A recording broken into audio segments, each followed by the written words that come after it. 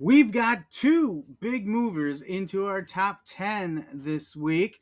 Will it be enough to unseat Shohei Ohtani? Plus, a perennial all time great Yankee dropping out of our top 20. Check it out next on our liquidity list for baseball. JC3 Cards and Collectibles is hard at work every week scouring eBay sales to find the most liquid names in the trading card markets so you don't have to. Who will be number one this week?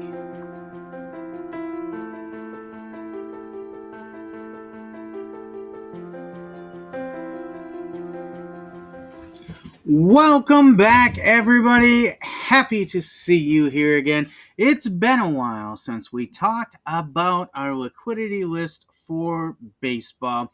Sorry about that. We had a little bit of a delay with some other things going on in life. We had the National, we had football getting started, have to start getting that team ready to go for the season. So, little bit of a break here, but we are back again and we are ready to talk the liquidity list for baseball. So we are past the All-Star break. We are in the thick of things for baseball. And what does that mean for the hobby? Well, that means we are starting to see who the real contenders are and who the pretenders are. And that usually has an impact in baseball card sales. You will see cards for those contenders continue to be strong. Those pretenders start to fall off a little bit. It's all about that hype cycle in the media, right?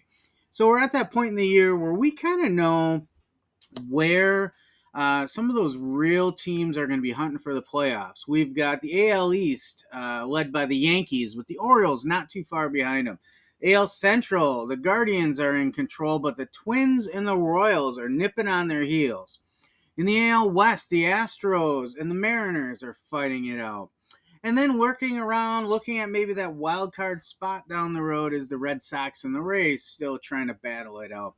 Then over in the National League, we've got the Phillies standing alone in the NL East. It looks like they're going to be unchallenged and take that division on their own. And then in the NL Central, you guessed it, my very own Milwaukee Brewers look like they're going to walk away with that Central division as well. And then out west, we've got a battle brewing. The Dodgers are in first place right now and probably are everybody's pick to win it. But the Padres and the Diamondbacks aren't that far behind. And then you've got those in the hunt for that wild card yet. The Braves, the Mets, the Giants, the Cardinals. A little more of a cluster there fighting for the wild card in the National League this season. But everybody else has kind of proven to be not this year, maybe next year, right? So cards from those teams tend to take a little bit of a back seat this late in the year. But let's talk about individual feats. We talked about team standings and how that affects things. But let's be honest, it's really about the players, right? And when it comes to baseball, it comes down to two exciting offensive stats, in my opinion. Number one, home runs. Number two, stolen bases. The two most exciting offensive plays in baseball. Someone stealing a base or someone going big fly. So where are we at this year with home runs? Well, we got Aaron Judge at the top of the leaderboard again with 44 home runs as we record this. Shohei Ohtani, of course, is up there. He's got 39. Marcell Ozuna, 36 homers. Anthony Santander of the Orioles tied with him at 36 homers. The funny thing about Marcell Ozuna and Anthony Santander being up there at numbers 3 and 4, really tied for number 3, is nobody in the hobby cares. Then we got Juan Soto with 34, Gunnar Henderson with 33, Jose Ramirez of the Guardians having a good year, always a solid year from him. He's at 32. And then the surprise for me when I look at that, Ketel Marte with 30 homers. He's got pop in his bat when his offensive team wants to use it, but that's not his only game. He's quite the undervalued player, in my opinion. So that's our home run leaders at this point late in this season. And from hobby, we know that Judge and Otani have a lot of hobby. Soto's move to the Yankees have upped him up on the list. Gunnar Henderson continues to be an exciting young player for the Orioles. So those home run numbers really do a lot to keep their relativity in the hobby very high, right? Especially in the card selling markets that we're talking about here today. And then I talked about stolen bases. Well, the number one player on that list is probably the most exciting young player in the game today. Ellie De La Cruz with 59 stolen bases.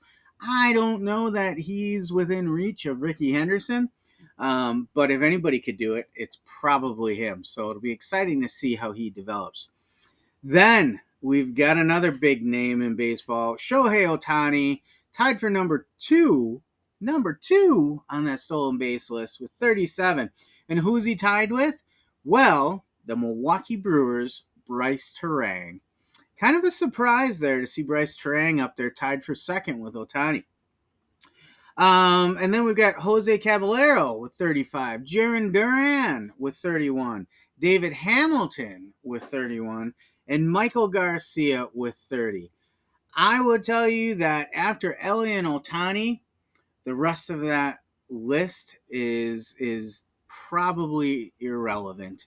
There's just not a lot of hobby in those players, not a lot of market for their cards.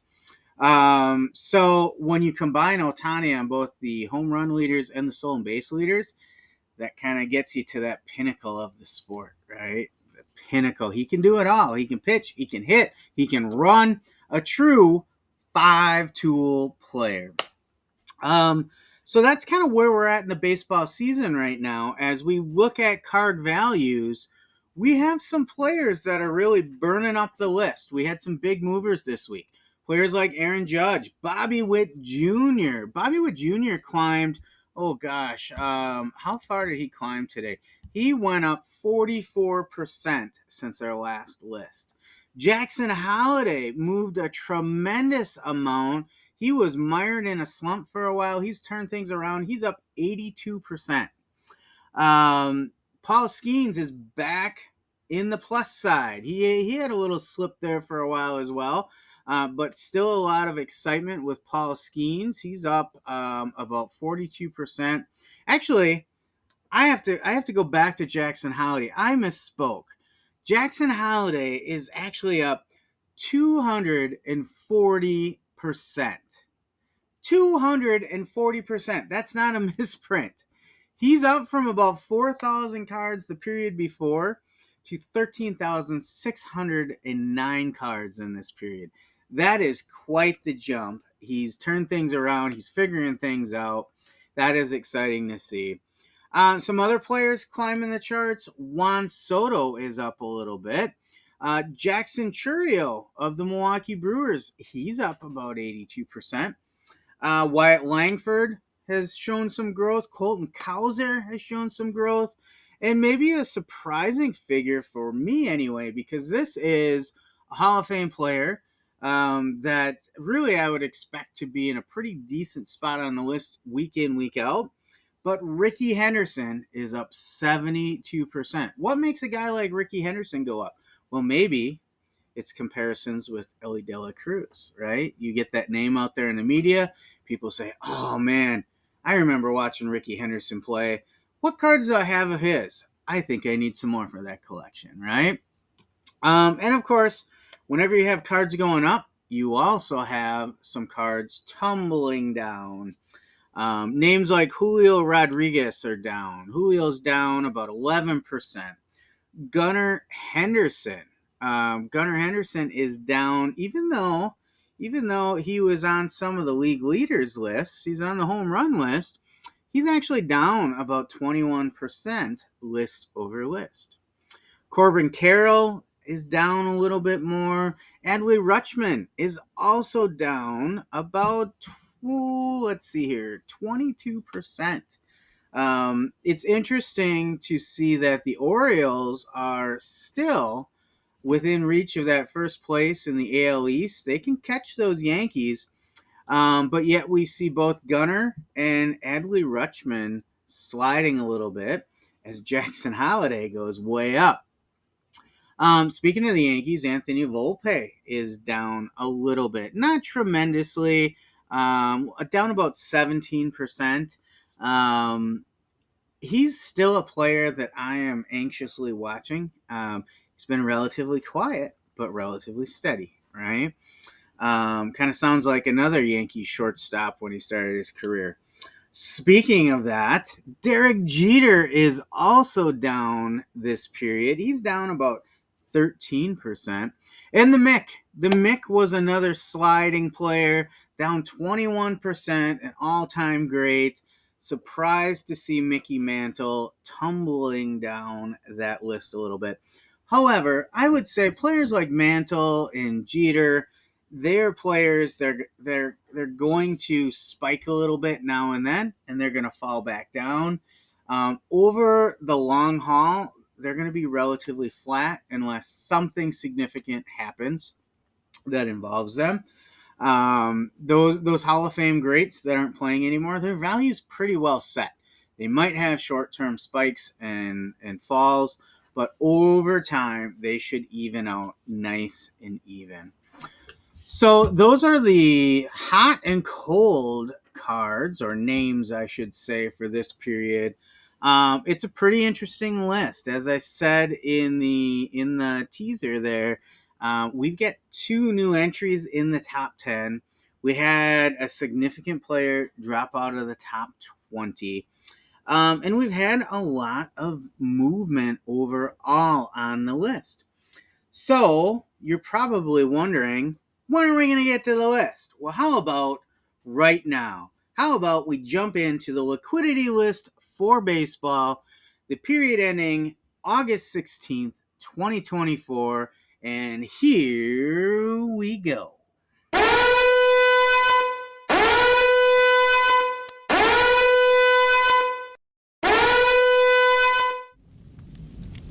At number 10, Jason Dominguez. Number 9, Julio Rodriguez. Number 8, The Kid, Ken Griffey Jr. Number 7, Paul Skeens. Number 6, Jackson Holiday. Smashing into our top 5, Mike Trout. Number 4, Bobby Witt Jr. Number 3, Ellie De La Cruz. Number 2, All Rise, Aaron Judge.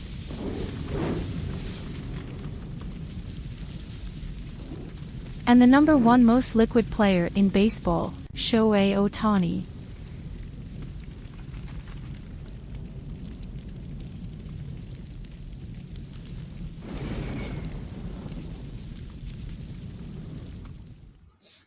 Well, there it is. Another list is in the books for baseball. Up at the top there, still holding strong, Shohei Ohtani, Aaron Judge, 1 and 2. Judge made a pretty good run this week. He was up a little bit, about 20%, and got ever so closer to Ohtani there, but can't quite reach him. Still looking for that one player that is able to unseat Shohei Ohtani from the top of the list. Ellie De La Cruz, all that excitement on the young player, still has him up in the top 5. He's sitting there at that number 3 spot. Bobby Witt Jr. coming on strong. He's been pretty hot lately, up about 44%. Mike Trout, even though he's out for the rest of the year, still sitting in that top 5. He gets the benefit of being a player of our generation, like one of the best players of our generation. He's going to sit up there for a while, even though he's not playing. And he started pretty well this year.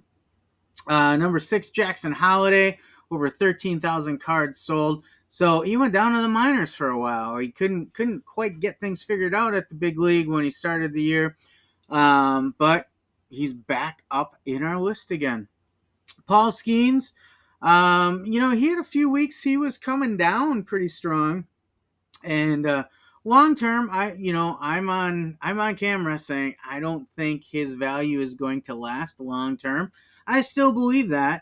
So I think Skeens popping back up here will be somewhat short lived. I mean, I wouldn't be surprised if I saw him on one or two more lists again. But long term, pitchers just don't have the staying power in the hobby.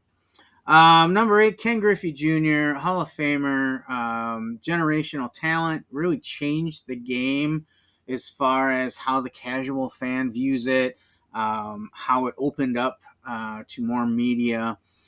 Good to see him out there. J Rod, Julio Rodriguez, sticking in there at number 9. He continues to slide down. You know, the excitement we had last year is just not here this year. He's an outstanding player, but the hype around him just hasn't held strong. He's list over list, he's down about 11%, and he's had some struggles this year. But I think every team in the major leagues would be happy to have him. So I think he'll bounce around a little bit on the list. He might drop off it at one point, drop back on. He's a young player, so we'll have a few years of that. And then rounding out our top 10, Jason Dominguez, the Yankees rookie, staying pretty flat in sales, list over list. That's a lot of hope right there, pushing his liquidity up. People want a piece of the next big rookie for the Yankees. Of course, he's battled injuries this year, so we haven't necessarily seen his best yet. Could turn out to be the next, Yankee great for all we know. Time will tell, but it's been a little bit of a delayed start with him there, but hasn't stopped him from hitting our top 10. So we did have two new names in the list this week, and that would be Jackson Holliday and Paul Skeens. Now, Paul Skeens has been in our list before, about 4 weeks ago. Well, I should say 4 lists ago. He made an appearance in our top 10, then he fell out for a while, but boosted back up. And my pretty good recovery by him, about a 42% gain. Went from 4,000 cards in our last list, 4,000 cards sold, to over 13,000 this period. So it is, strike that, reverse it. Went from 9,273 cards to 13,169 for that 42% gain. Pretty impressive jump. He's going to go as his season goes. He's going to have, a 10 strikeout shutout victory, and he's going to boost his sales up a little bit. And then he's going to get a couple no decisions in a row, and his sales are going to kind of sink back down. That's just the way of pitchers. So use caution with Paul Skeens. Certainly a fun story, and his dating Livy Dunn. People like to talk about that as well. And quite honestly, he gets a little hype bump from Livy Dunn fans too. So strong list again this week. Had some movement, had some new names. Of course, that means a couple of names dropped out of it, which that's a good segue to our second tier of players, numbers 11 through 20. So we'll see. The first two are names that dropped out of our top 10 from last time: Nolan Ryan and Gunnar Henderson. Nolan Ryan just got bumped out by a couple of our big risers, namely Jackson Holliday. Gunnar Henderson slipped quite a bit, though. 21% decline in sales, list over list. That really caused him to slide out of our top 10. We've got Juan Soto there knocking on the door of the top 10, and he's been trending up. Bryce Harper is always lurking around. Mookie Betts back from injury. It'll be interesting to see if he could get on a hot streak. He's a player I wouldn't be surprised to see break our top 10. Corbin Carroll, even though it shows a little bit up there, his values have been suppressed compared to last season when he had his Rookie of the Year season. Another great player, but the hobby just hasn't been as high on him this season as he was last year. Then we have Adley Rutschman along with Gunner. He slid a little bit. Adley came down about 22%. So he's down there at 17. Hank Aaron, number 18. You'll remember on previous lists, he had a little bit of a boost as they talked about combining the NLB stats with modern Major League Baseball stats. That gave Hank Aaron a big boost. That gave Josh Gibson a big boost. Speaking of Josh Gibson, very precipitous fall for Josh Gibson. He did not make the top 20 after cracking it a couple weeks ago. Just looking to see where he's at now. Yeah. So 2 lists ago, he was in the top 20 with over almost 4,000 cards sold. In the most recent list, 220 cards sold. Went from 3,729 in the first list I had him represented to 966 in the second, and now only 220. That is a great example of the power of the hype cycle. So the hype cycle hit. They talked about combining those stats. They talked about some of the greatest NLB players of all time, with Josh Gibson being one of them. And his stats would certainly be well represented combining with the Major League Baseball stats. But once that talk died down, his cards died down as well. So don't underestimate the hype cycle. And that certainly affected Hank Aaron as well. And then we have Anthony Volpe. His cards were down a little bit at number 19. And Jackson Chourio, who is actually up quite a bit. Churio's up 82% as he came out of a big slump this season and has been able to really turn some things around there as well. And he cracked our top 20. So congratulations to him. So that is our list for the week. Pretty strong list. I didn't feel there were a lot of surprises in there, except maybe how far Jackson Holliday climbed up the list. Again, 240% increase. That is an amazing increase. We'll see if he can maintain that. Of course, son of Matt Holliday, Major League Baseball, great as well. Certainly all the potential is there, and the genetics are there for him to have a successful Major League career, but only time will tell. So that's our list for this week. Let me know in the comments what you think. If there's somebody that you didn't see and you're curious how they're doing, let's say a Derek Jeter, who sold a little over 5,000 cards last week and dropped out of our top 20 into number 21. Or a Jazz Chisholm Jr., who built all kinds of excitement with a 2-home run game. Actually, I think he had two 2-home run games. He sold a little over 5,000 cards as well and is at number 22. So if you have some names like that you're really curious about, pop them in the chat or the comments below. I always do my best to answer those as quickly as possible. Chances are, whoever you ask for, I've probably got in my list someplace. They're just not in the top 20. So if I can help you out with that, just put it in the comments. If you enjoy this, go ahead and smash that like button. Let me know that you're enjoying this content. If it is your first time here, go ahead and hit that subscribe button so you can come back to us easily, and hit that notification bell so you know when new content is coming out. So up next, a quick reminder, the GOAT Card Show is coming up just a couple weeks away, September. Well, I'll tell you what, I will play a quick commercial for that. So that just leaves me with, until next time, peace out, take care of each other.